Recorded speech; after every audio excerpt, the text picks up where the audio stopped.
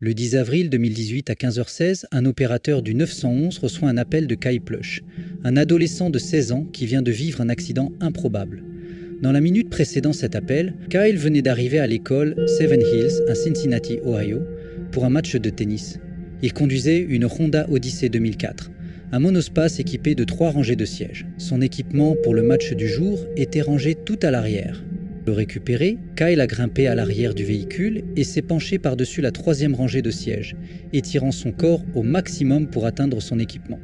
Soudainement, le mécanisme de rabattement du siège s'est enclenché, le faisant basculer en position de rangement, entraînant Kyle avec lui. En un instant, il s'est retrouvé piégé, complètement immobilisé dans la voiture, la tête en bas, incapable même de bouger suffisamment ses bras et ses mains pour attraper son téléphone. Heureusement, son téléphone était équipé de Siri, qu'il a pu appeler pour contacter la police.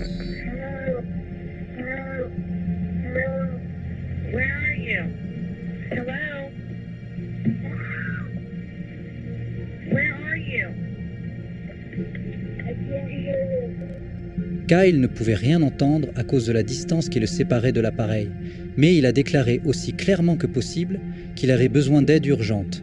À cause de sa position, il avait déjà du mal à respirer et savait qu'il ne survivrait probablement pas longtemps, ce qu'il a clairement exprimé à l'opératrice.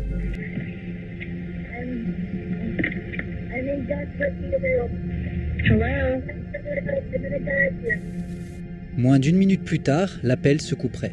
Dans l'enregistrement, Kyle avait clairement indiqué à l'opératrice où il se trouvait, qu'il ne pouvait pas l'entendre et que sa vie était en danger, ce qui l'a poussé à envoyer immédiatement une voiture de patrouille à l'école.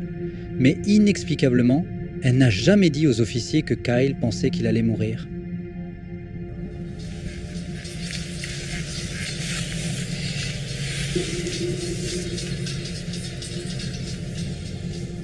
Ne comprenant pas la gravité de la situation, les officiers qui sont arrivés sur les lieux n'ont même pas pris la peine de s'arrêter. Au lieu de cela, ils ont simplement roulé dans le parking, incertains de quelle voiture appartenait à Kyle.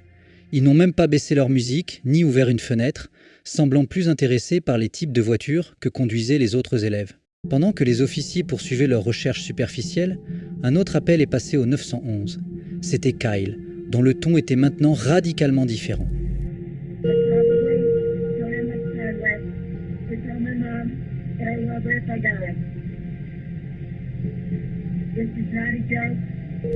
Après avoir fait ses adieux, Kyle essaie une dernière fois d'expliquer ce qui se passe, donnant cette fois-ci le parking exact, ainsi que la marque et le modèle précis de sa voiture.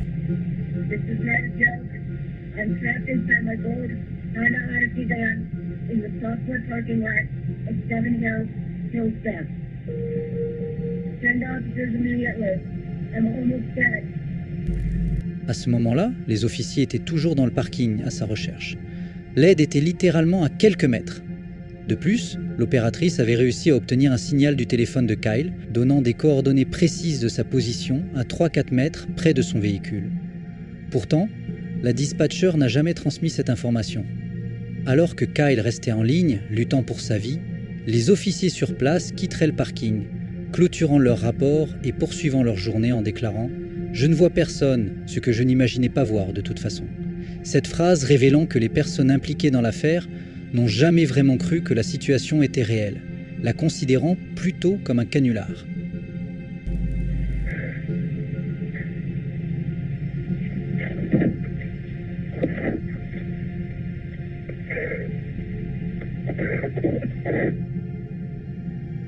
Quelques minutes plus tard, Kyle deviendrait silencieux et le téléphone se déconnecterait pour la dernière fois. Il faudrait 6 heures pour que ce coffre soit ouvert, non pas par la police, mais par le père de Kyle, qui ignorait tout ce qui s'était passé. Il cherchait le véhicule de son fils pour finalement trouver Kyle retourné dans le coffre. Il était mort depuis des heures. Malgré les circonstances, Kyle avait tout fait correctement. Il était resté calme, il avait été respectueux et il avait décrit exactement où il se trouvait et à quoi ressemblait sa voiture. Pourtant, la police n'a jamais vraiment pris son cas au sérieux, croyant qu'il s'agissait simplement d'une farce. Si la dispatcher avait simplement transmis la gravité de la situation, et si ses officiers étaient simplement sortis de leur voiture pour chercher plus minutieusement, Kyle Plush aurait très probablement survécu. Suite à la mauvaise gestion du cas de Kyle, ses parents, Jill et Ron, ont reçu un règlement de 6 millions de dollars de la ville de Cincinnati. Mais plus important encore pour le couple, ils se sont engagés à faire leur part pour s'assurer que les appels d'urgence mal gérés de cette nature ne se reproduisent plus jamais. Ils conseillent désormais divers centres d'appels d'urgence pour raconter l'histoire de Kyle, transformant ainsi cet horrible accident en quelque chose de positif pour le reste de la société. Aujourd'hui, ces appels téléphoniques restent les vestiges d'une grave erreur commise par les forces de l'ordre et d'une vie qui n'aurait jamais dû être perdue. Ces enregistrements étant désormais immortalisés dans les coins les plus sombres d'Internet.